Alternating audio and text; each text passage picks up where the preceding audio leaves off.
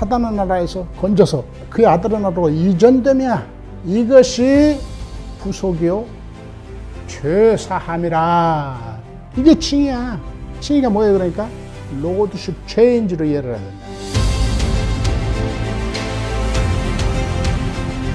칭의라는 것은 미래의 심판에 이루어질 선포를 미리 하는 것을 말하거든요. 마지막 심판 때 우리가 이제 하나님의 진노를 받잖아요, 그죠? 그 진노로부터 우리를 건져주시는 걸 구원이라고 불러요. 이미 얻은 구원이라는 생각을 벗어나서 구원의 소망, 구원을 받은 자로서가 아니라 엄밀히 말하면 구원을 향해 가는 자로서.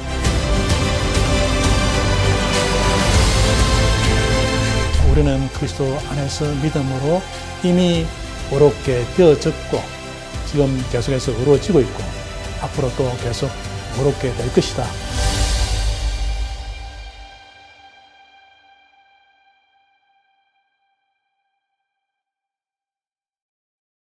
교수님께서 이제 자주 쓰신 표현이 현재적 칭의 또는 현재적 구원, 미래적 칭의 또는 미래적 구원 또는 종말론적 구원 이런 표현을 쓰셨는데 이게 사실 일반 사람들에게는 너무 생소한 의미인데 이거를 좀 설명해 주시면 감사하겠습니다. 이게 생소한 것 자체가 비극이죠.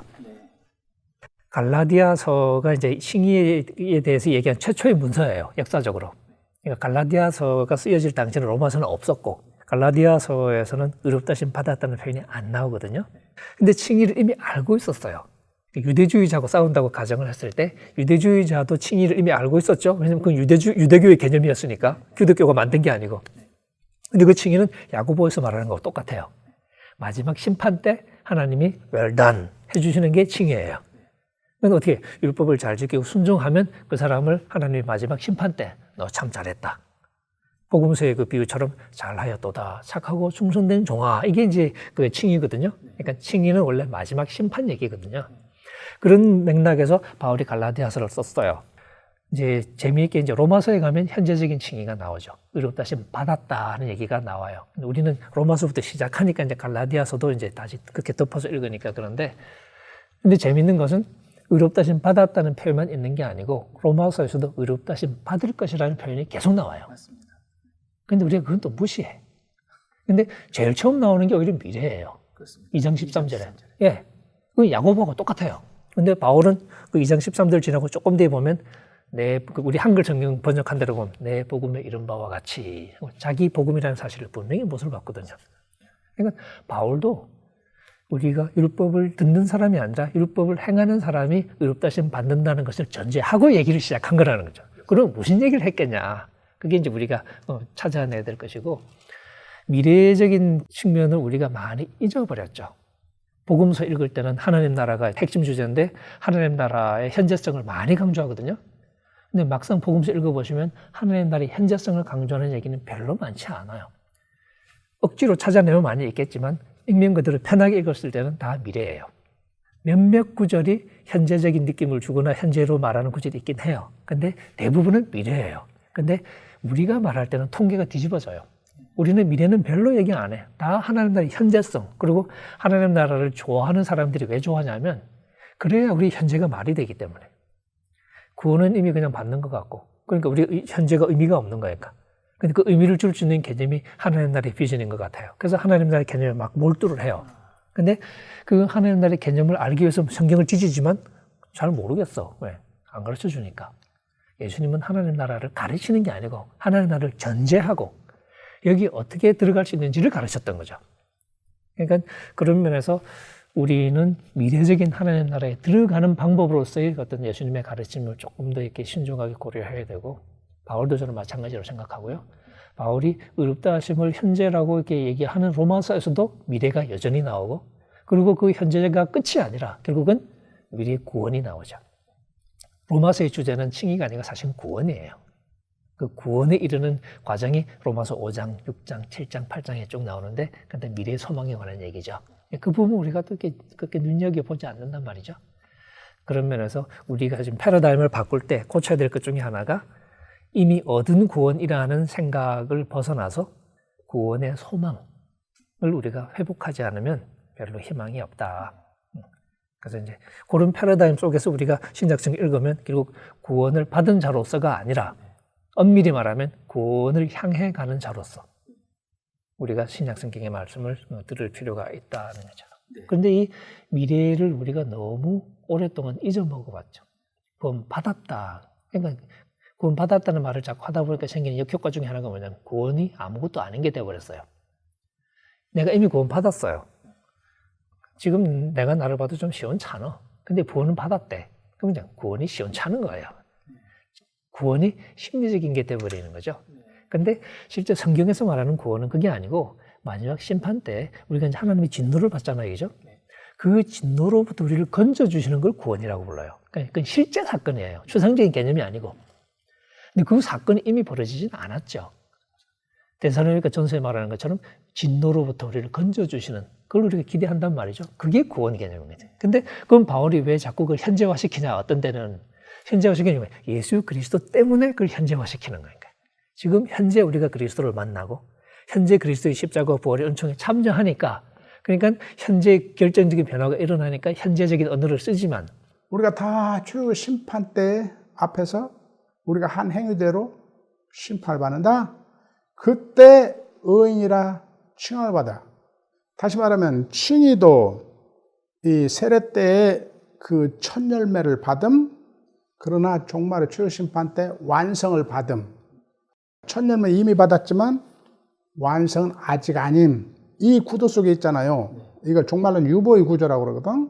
바울은 분명히 이 칭이 어렵게 되고 혹은 구원받게 되는 이 부분을 다룰 때에 이미 현재 시제와 미래 시제를 사용되고 있습니다. 예를 들면은 소위 칭의 의보다도 더 포괄적인 구원의 의를 이야기할 때에 예를 들면은 빌립보서 2장 12절 이하에서 너희는 두렵고 떨림으로 너희 구원을 이제 이루라 하는 이 부분에서는 분명하게 우리의 삶, 우리의 순종이 우리의 구원을 이루어가는 데 있어 필수적인 부분인 것처럼 바울은 분명히 말하고 있기 때문입니다.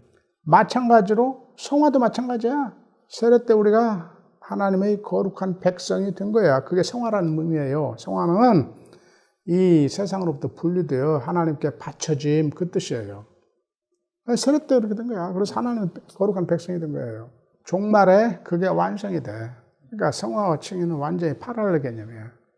그 바울은 분명하게 아까 제가 말한 대로 칭의 의의 가거나 완료 시제, 이미 그리스도 안에서 그리스도를 믿는 자들은 그리스도와 연합되어서 그리스도 안에서 이미 이루어진 칭의, 구원에 참여한다는 그런 점에서 칭의와 구원은 이미 이루어진 것으로 그렇게 이해하고 또 성화에 의해서 바울이 소위 가거나 완료 시제를 사용해서 이미 우리가 그리스도 안에서 이루어진 거룩의 믿음으로 참여한다는 점에 있어서 소위 시제면에서 본다고 한다면은 바울의 칭의와 성화의 의가 각각 다른 것을 말하지 않고 동일한 것을 말한다고 볼 수 있습니다. 하지만 바울은 성화의와는 다르게 칭의의를 현재나 미래 시제를 사용함으로써 우리의 칭의가 지금도 이루어져 가고 있고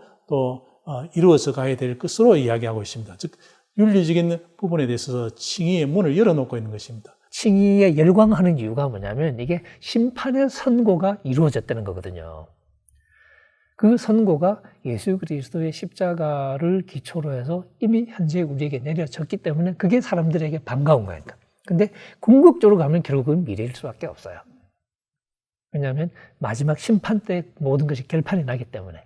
근데 바울에게 있어서 그 심판에 가장 결정적인 영향을 미치는 것이 예수 그리스도의 십자가와 부활이에요. 그래서 십자가와 부활이 얽힐 때는 언어가 현재화되는 경향이 있어요. 십자가와 부활이 얽힐 때. 근데 문자적으로 다 완성됐다는 그런 의미와는 좀 다른 의미로. 요한복음도 그러지 않습니까? 요한복음에 그 실현된 종말론 얘기 많이 하잖아요. 이미 사망에서 생명으로 옮겼다. 영생을 가졌고 뭐 이런 식의 표현이 자꾸 나오는데 그게 예수님이 워낙 중요하니까 그런 거거든요. 그러니까 하나님의 말씀이신 그리고 길이요 진리요 생명이신 부활이요 생명이신 내가 아니고서는 아버지께로 올 자가 없는 바로 그 유일한 계시의 통로거든요. 그분이니까 그분을 통해서 모든 게 이루어지죠. 그러니까 예수님을 받아들이고 예수님을 믿는 사람은 이미 생명으로 옮긴 사람이라는 표현이 등장하죠. 근데 이게 시간적으로 이미 그렇게 됐다는 얘기를 하고 싶은 거냐? 나중에 보면 미래가 계속 그대로 남아 있어요. 부활할 것이고 심판을 받을 것이고.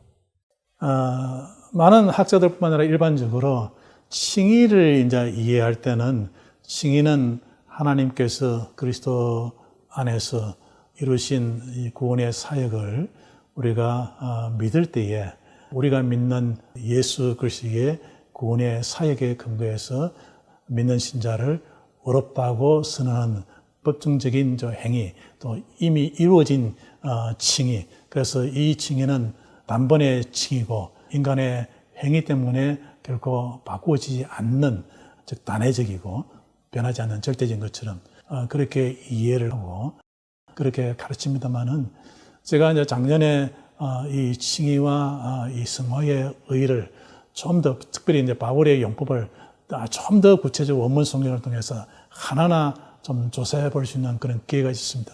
조사하면서 발견한 것은 바울의 칭의 의의들은 시제가 가거나 혹은 완료형 시제와 현재 시제와 미래 시제를 다 사용하고 있습니다. 즉 우리는 그리스도 안에서 믿음으로 이미 의롭게 되어졌고 지금 계속해서 의로워지고 있고 앞으로 또 계속 의롭게 될 것이다.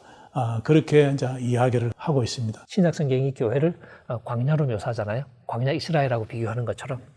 한편으로 우리에겐 십자가라는 위대한 체험이 있죠. 그게 이제 구약으로 치면 출애굽 체험이죠. 놀라운 체험이죠. 그러고 나서 들어간 곳은 광야지 가나안이 아니거든요. 그 광야에서 가나안을 바라보죠. 거기서 결국은 뭐냐면 순종해라. 이스라엘은 거기서 실패했죠. 교회를 거기 이제 비유하면서 순종해야 된다. 히브리서 같은 데 분명히 나오는 것처럼 구원에 미치지 못하는 자가 있을까봐 이제 계속 이제 걱정하면서 그런 좀 미래 소망을 향해 가는 구원의 소망이라는 그 미래적인 측면을 우리가 회복하지 않으면 우리의 그 구원의 패러다임에서 조금 이렇게 아무리 얘기해도 잘 이렇게 납득이 안 될 것이다. 그래서 제가 이제 강조하는 것 두 가지 바로 그거죠. 한편으로는 구원의 소망이라는 미래적인 측면을 우리가 회복해야 되고, 그 다음에 순종의 구원론적인 중요성을 우리가 일단 인정을 해야 되고, 이 두 가지가 되고 나면 그러면 복음이 뭐가 좋은데? 라는 얘기를 하게 되겠죠. 바로 그 대목에서 사도 바울이 죽은 자를 살리시는 하나님을 바라보는 믿음, 그 다음에 이 세상에 다른 조건과 관계없이 새로운 생명으로 우리에게 찾아오시는 하나님의 은혜에 관해서 얘기를 들려주면서 이 복음이야말로 모든 믿는 자를 구원에 이르게 하시는 하나님의 능력이 된다 하는 능력으로서의 복음을 얘기를 할 거라는 거죠. 교수님께서 이 책에서 칭의로는 무죄선언, 의인이라 칭함받음, 의인의 신분을 얻음 등 법정적 의미만 가진 것이 아니라 창조주이시며 언약의 주이신 하나님과의 올바른 관계로의 회복이라는 관계적 의미도 가지고 있습니다. 라고 말씀하셨는데 이 부분에 대해서 교수님 구체적으로 설명해 주시면 감사하겠습니다. 지금은 그게 지금 내가 말한 바가 우리 신학학자들의 다수의 견해예요. 대다수의 견해라고 해도 맞아요. 이 칭의에는 이 법정적 그 의미도 있고 동시에 관계적 의미도 있다. 그런데 한 20세기 중반 전까지만 해도 칭의를 전통적으로 법정적 개념으로만 이해를 했어요. 종교 개혁 때도 그랬고 중세 때도 그랬고 고대 때도 그랬어요. 왜 그러냐면 그게 헬라와 로마의 개념으로 의란 말은 법정적인 의미로만 해석이 됐어요. 그런데 그렇게 해서 칭의론을 하나님으로부터 그리스도를 믿음으로 무죄 선언을 받음, 그래서 의인이라는 신분을 얻음, 이렇게만 정의하니까 당장에 무슨 문제가 생기냐면 그러면 나는 세례 때에 이미 의인이라 선언받고 이미 죄사함 받고 무죄 선언받고 의인이라 칭함받았으니까 최후의 심판 때 받을 그 의인이라 칭함을 미리 지레 받았으니까 그러면 아무렇게나 살아도 최후 심판 때 나의 의인됨이 다만 확인이 될 뿐이다. 이렇게 되니까 윤리적 의무를 내포하지 않은 칭의론이 가르쳐져 가지고 알다시피 우리 개신교 전체의 그 신앙, 그 영성에 윤리 없는 구원의 확신만 강조되는 상황이 됐어요. 그래서 사실 19세기 말부터 이 개신교 신약학자들이 이것에 대한 심각한 문제를 제기하기 시작했어요. 칭의론이 과연 이렇게 윤리를 내포하지 못한다면 이게 바울 신학의 중심이 될 수가 없다. 그리고 우리 신앙의 중심이 될 수 없다. 그래서 칭의론에 대한 심한 비하가 시작이 돼요. 19세기 말부터. 또 19세기 말에 무슨 중요한 발견이 이루어졌냐면 구약에 있어서는 의는 이게 언약적 개념이다. 관계에서 나오는 의무를 관계의 속에 있는 파트너들이 다함을 의미한다. 그러니까 의란 관계에서 나오는 의무를 다함으로써 올바른 관계를 유지함을 의미한다. 바울이 이 헬란말로 편지를 썼지만 하나님의 의를 말할 때는 이 구약적 의미로 말한 거다. 그러니까 거기에는 법정적 의미만 있는 게 아니고 관계적 의미가 있다. 그러니까 칭의를 어떻게 해석하냐면 법정적 의미로 무죄 선언됨, 즉 죄용서, 의인이라 신분 얻음과 함께 그게 법정적 개념이에요. 우리가 이제 드디어 하나님과 올바른 관계로 회복됨. 창조주와의 올바른 관계 회복이 됨. 하나님과의 올바른 언약의 관계로 회복이 됨. 그래서 하나님의 하나님 노릇 해주심을 더 깊고 그건 하나님 쪽에서 하는 언약 지킴이죠. 우리 쪽에서는 하나님께 의지하고 하나님 은혜에 의지하고 하나님께 순종하는 관계 속으로 들어감. 그러니까 칭의에 뭐가 포함이 됐어요? 계속 하나님과 올바른 관계에 머무름이 포함이 된 거예요. 즉 윤리가 그 속에 내포된 거예요. 윤리적 요구가. 자신을 의지하고 이 세상의 통치자, 사단을 순종할 게 아니고 그게 아담이 한 짓이죠. 그게 아니고 이제는 의인이라 신분 얻은 사람은 어떤 사람이냐? 하나님과 올바른 관계 회복된 사람이다. 그러니까 이제는 하나님 아빠 부르며 하나님의 은혜에 의지하고 하나님을 신뢰하고 하나님 아빠 노릇해 주심 신뢰하고 하나님의 은혜로 살고자 하면서 동시에 하나님께 순종하는 그런 삶을 의미한다. 그런 삶으로 들어감, 그게 칭의다. 이렇게 칭의를 법정적, 관계론적 양쪽으로 다 해석해야 된다. 그런 말이죠. 한국 교회의 칭의론의 문제는 뭐냐면 바울이 가거나 완로 시제뿐만 아니라 현재나 미래 시제를 사용함으로써 우리가 계속해서 그리스도와 성령 안에서 계속해서 어렵게 되어서 가야 될 것과 또 앞으로 계속해서 어렵게 될 것을 분명히 이제 이야기하고 있기 때문에 우리의 칭의가 윤리적인 문제를 필수적으로 요청하고 있다는 그 사실을 충분하게 강조하거나 가르치지 못한 데에 있는 것입니다. 구원파 신학이, 한국의 구원파 신학이 바로 이런 하나님 은혜를 싸구려로 전락시키는 법정적 범주로만 해석하는 칭의론의 극단적인 표현이에요. 그렇지 않습니까? 그런데 내가 이 책에서 여러 번 지적하는 게 구원파를 이단이라고 정죄한 한국의 대다수 스스로 정통이라고 주장하는 교단의 목사들의 복음 선포가 사실상 구원파 신학이에요. 이 법정적 개념으로는 계속 우리가 복음을 받아들이고 그리스도를 믿을 때에 한번 영원히 효과 있는 칭의, 의인이라 칭함 받아버렸다. 정말 주의 심판 되게 확인이 될 일만 남았다. 그래서 우리가 구원의 확신을 가질 수 있다. 우리 목사들의 우리 성도들에게 이 구원의 확신 가지라고 얼마나 강조합니까? 다음 말은 않죠. 그러니까 아무렇게 살아도 됩니다. 그 소리는 안 해요. 이른바 정통 교단의 목사님들도 사실상은 그 말을 하는 거나 마찬가지예요. 그게 유명한 정통 목사들이 부르짖는 구원. 한 번 구원은 영원한 구원이다. 그러니까 세례 때 한 번 받은 칭의는 영원한, 최후 심판 때 확인만 되니까 구원받는다. 의롭게 살면 좋은데 못해도 괜찮다. 그래서 거기에 무슨 또 신학이, 이 대중 신학이 발달을 해요. 칭의는 우리가 받고, 그 다음에 최후 심판까지는 이른바 성화의 과정인데, 의롭게 살려고, 거룩하게 살려고 애를 써서 성화하면은 상급을 받는다. 이제 상급 신학, 성화를 옛날 중세 행위, 그것에 대한 보답으로 상급을 이해를 해서 칭의론 자체를 잘못 이해하기 때문에 뭘로 전환되냐면 중세 카톨릭 신학으로 돌아가는 거예요. 사실상 상급 신학으로, 공로 상급 신학으로. 그래서 이런 신학적 왜곡, 디스토션이 지금 생기고 있는 거예요. 지금 한국 교회가 부패하고 비난과 조롱을 받잖아요.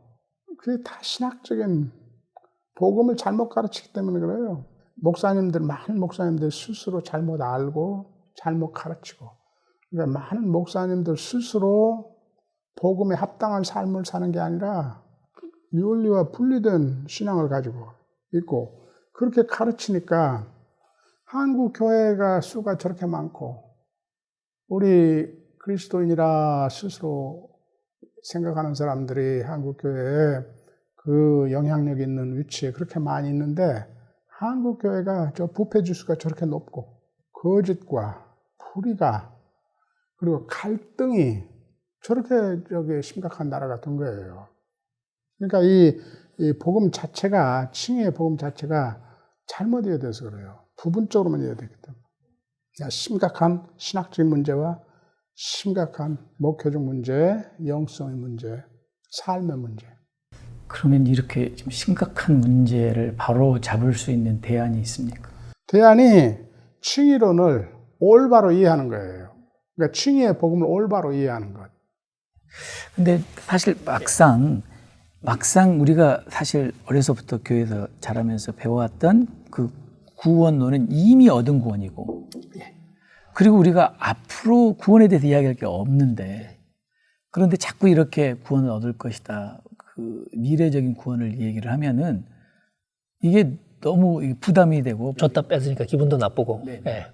그래서 이런 한국교회 상황이라서 교수님께서 하시는 말씀이 참 받아들여지기 쉽지 않을 수 있겠다는. 심리적인 저항이 큽니다. 결국 유일한 방법은 성경 말씀을 같이 읽는 방법밖에 없어요. 그래도 말씀에 수긍할 그 의사를 가진 분들은 꽤 많거든요. 실제 성경에서 뭐라고 얘기하냐. 예를 들어서 로마서에서 바울이 의롭다심 받았다는 얘기를 한다. 근데 무슨 얘기가 하고 싶으냐. 5장 1절 들어가면서 믿음으로 의롭다심 얻었던 즉 그러거든요. 그럼 그래서 우리 주 예수 그리스도로 말미암아 하나님으로 더불어 평화를 누리자. 그럼 그게 끝이냐? 아니요. 또한 그로 말미암아 우리가 믿음으로 서 있는 이 은혜의 들어감을 얻었으며, 그래서 하나님의 영광에 대한 소망으로 기뻐합니다 하고 얘기가 나오기 시작해요. 여기 2절이에요. 그 다음부터 모든 얘기는 구원의 소망 얘기예요. 근데 이 소망이 우리가 기뻐하는데, 이 소망을 기뻐하는데 잘 나갈 때만 기뻐하는 게 아니라 환난 중에도 기뻐해요. 그 소망을 가지고. 왜냐하면 환난이 인내, 인내는 연단, 연단은 소망으로 갈 걸 알기 때문에 우리가 환난 중에도 기뻐한다는 거죠. 근데 이 소망은 가짜 소망이 아니야. 진짜 소망이에요. 어떻게 하냐? 그게 5절이죠. 우리에게 주신 성령으로 말미암아 하나님의 사랑이 우리 마음에 부어지지 않느냐. 그 6절에 우리가 연약할 때, 8절에 우리가 죄인 되었을 때, 10절에 우리가 원수였을 때 우리를 위해서 아들을 내어주신 그 정도의 사랑이다. 이런 사랑 봤냐? 그러면 바울은 이 정도의 사랑이면 그러면 다 된 거나 마찬가지네? 그래서 지금 우리가 원수였을 때, 죄인이었을 때, 원수였을 때 그 아들의 죽으심으로 우리가 의롭다심 받지 않았냐? 그러면 마지막 심판 때 하나님의 진노로부터 구원 안 받겠냐? 그게 9절, 10절이죠. 결국은 그 구원이 확실하다는 얘기를 하고 싶은데 그 근거가 바로 하나님이 지금 우리가 죄인인데, 지금 우리가 원수인데도 불구하고 우리를 위해서 아들을 주셨다. 이런 사랑이다. 그러니까 그 사랑이 결국은 확실한 거죠. 그게 로마서 8장 가면 길게 늘어지지 않습니까? 마지막 결론이 그 어떤 것도 우리 주 예수 그리스도 안에 있는 하나님의 사랑으로부터 우리를 끊을 수 없을 것입니다. 미래는 불확실해요. 하지만 그 하나님의 사랑은 확실해요. 바울이 그렇게 이제 얘기해 나가는데 그 중간에 있는 5장, 6장, 7장, 8장이 다 미래의 구원에 이르는 과정을 설명하고 있어요. 5장 뒷부분도 결국 영생에 이르게 되는 얘기죠. 그래서 5장 제일 마지막 구절이 영생 얘기입니다. 지금은 우리가 죄의 통치를 받아서 죽음에 이르는 길이 있었지만 예수님이 우리를 죄의 그 자리에서 건져서 은혜가 통치하는 자리로 바꿨죠. 이제는 은혜가 의를 통해서 우리를 다스려서 영생에 이르게 한다. 그게 5장 결론이에요. 6장은 그걸 좀 더 자세히 설명하죠. 그리스도와 하나가 되니까 그런 일이 벌어지는 거다라고 설명을 하는 거죠. 그 6장 뒷부분 가도 우리가 사실 부정과 불법이라는 열매를 맺으면 당연히 죽죠. 근데 이제는 하나님께 종이 되어서 혹은 의의 그 도구가 되어서 병기가 되어서 거룩함이라는 열매를 맺죠. 그 마지막은 영생이죠. 그러니까 죄의 텔로스, 죄의 마지막 결과는 죽음이고 거룩함의 마지막 텔로스, 결과는 영생이고. 그러니까 7장은 거기서 그 율법은 뭐 했냐? 그게 7장이죠. 8장은 결국 성령의 언어가 나오죠. 그리스도께서 하신 일은 다시 말하면 성령의 역사이기도 하다는 거죠. 그래서 생명의 성령이 우리를 죄와 사망에서 건져낸 얘기를 하면서 우리가 결국은 더 이상 육신을 쫓지 않고 이제는 성령을 따라 살아가는 우리 얘기를 하면서 우리가 어떻게 구원의 소망에 이르게 되는지를 얘기하는 거. 그게 8장이거든요. 그러니까 사실 5장부터는 다 미래 구원에 이르는 과정에 관한 얘기예요. 그런데 우리가 그 부분을 생각을 안 하고 있는 거죠. 계속 이미 얻은 구원을 생각하면서 그 부분을 읽으니까 와닿지가 않는 거예요. 그래서 많은 분들이 신약성경 읽으면서 막연해요. 나는 이미 구원 얻었다고 전제하고 자꾸 읽으니까. 근데 제가 얘기는 그거 머릿속에 지우고 구원의 소망을 향해 가는 나그네라는 입장에서 신약성경을 다시 읽어봐라. 훨씬 더 생생하게 다가오죠. 그냥 읽으면 되네요. 그렇지. 그런 면에서 그런 미래 소망의 측면들을 우리가 선명하게 인식하는 것이 올바른 구원론을 우리가 정립하는데 굉장히 중요한 요소 중에 하나다. 지금 교수님 말씀하신 바대로 8장에도 사실 이미 구원을 얻었다라는 그런 표현을 썼음에도 불구하고 육신대로 살면 반드시 죽을 것이다. 이런 표현을 쓰고 있지 않습니까? 바울은 순종 없이는 구원에 이르지 못한다는 사실을 당연한 걸로 전제를 하고 있는 거죠. 2장 그 6절부터 11절이 유명하지만 하나님이 각 사람에게 행한 대로 보응하시되, 그건 시편 62편을 인용한 거거든요. 그러니까 그게 예수님도 그 구절 인용하고 베드로전서에도 그 구절 인용되어 있고요. 똑같아요. 근데 결국 행한 대로 갚아주시는 거죠. 참고 인내하면서 참고 선을 행하면, 그리고 영광, 존귀, 썩지 않는 것, 이런 미래적인 그 구원 개념이죠. 이런 걸 추구하는 사람에게는 영생으로 갚아주시고, 그렇게 가지 않습니까? 그러니까 그런 전제 하에서 바울의 복음을 읽지 않으면 바울이 진짜 하고 싶은 얘기를 우리가 자꾸 이거 놓치게 되는 것이죠. 근데 저게 자세히 썼어요. 그러니까 칭의 자체가 이런 종말론적인 유보의 구조 속에 있다는 걸 늘 잊지 말아야 돼요. 전통적인 칭의론을 교정하는 데 있어서, 성경을 더 연구함으로 교정하는 데 있어서 중요한 대목도 이런 거야. 하나는 의라는 게 법정적 개념만이 아니고 관계점이다. 그게 하나. 둘째, 칭의가 세례 때 다 이루어지는 게 아니고 최후 심판 때 완성이 되는 벌써와 아직도 아님의 유보의 구조 속에 있다. 한번 다 이루어졌으니까 이제 아무렇게 사는 게 아니다. 그 두 가지 통찰이죠. 지난 100년 동안의 신약 연구에서 이 종말론적 연구가 또 그쪽으로 많이 발전했거든. 그래서 다 아는 바야, 이제. 신약 조금만 했어도. 셋째, 내가 주장하는 게, 이게 언약적 개념이면 단순히 이방인들도 이제 아브라함의 자녀가 되고 하나님의 가족의 일원이 된다, 그렇게만 해석할 게 아니고, 내가 지금 세 번째 주장하는 게 뭐예요? 하나님의 나라로 회복됐다 소리다. 사단의 나라에서 하나님의 이전된 거다. 골로새서 1장 13절에 너무나 명백하게 말하죠. 사단의 나라에서 건져서 그의 아들의 나라로 이전되며, 14절 뭐라고 했어요? 이것이 구속이요 죄사함이라. 죄사함이란 말이 무엇이에요? 아주 소극적인 언어로 표현된 칭의란 말이에요. 이게 칭의야. 칭의가 뭐예요? 그러니까 로드십 체인지로 이해를 해야 된다. 요 세 번째가 내가 새롭게 해석하는 거야. 자, 그러니까 칭의를 하나님과 올바른 관계로 회복됨이라는 말은 하나님의 나라로 회복됩니다. 주권의 전이다. 사단의 나라에서 지금까지는 사단을 주로 섬기면서 사단이 시키는 일을 하고 살았어요. 그러니까 뭐랬어? 사단이 우리를 죄를 짓도록 하고 자기 사단의 나라 용병으로 부렸어, 우리를. 그리고 죄를 지면 뭘로 품삯을 줬어요? 로마서 6장 23절. 죽음으로 품삯을 줬다고. 그게 거기 품삯이란 말이 용병이 받는 살라리란 말이에요. 지금까지 그렇게 살았어. 근데 우리가 그리스도 안에서 그런 아담적 존재로 죽고 새 아담적 존재로 부활했으니까 이제는 어찌해야 된다? 로마서 6장. 죄의 사단의 죄의 통치를 받을 게 아니고 주 예수 그리스도의 의의 통치를 받아야 된다. 그게 로마서 6장 아니야. 의의 통치를 받아야 된다. 통치? 그러니까 칭의론은 어디까지나 이 하나님의 통치의 카테고리로 해석을 해야 칭의와 윤리가 오가니컬리 통일되는 거지. 그렇지 않으면 이제 떨어져. 그래서 이 전통적인 칭의론의 이 약점이 드러나서 의인이라고 살지 않으면서 의인이라 자처하기 싸구려 은혜 이렇게 되는 거예요. 또는 행함 없는 믿음. 행함 없는 믿음.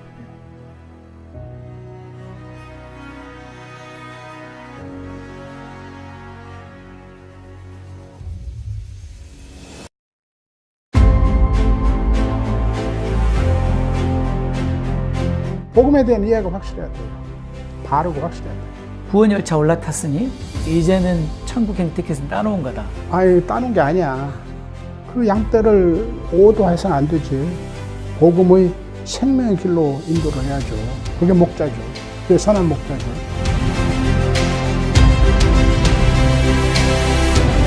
바울이 말한 그 복음의 능력, 구원의 능력으로서의 복음에 대한 이해가 선명해야 되겠죠.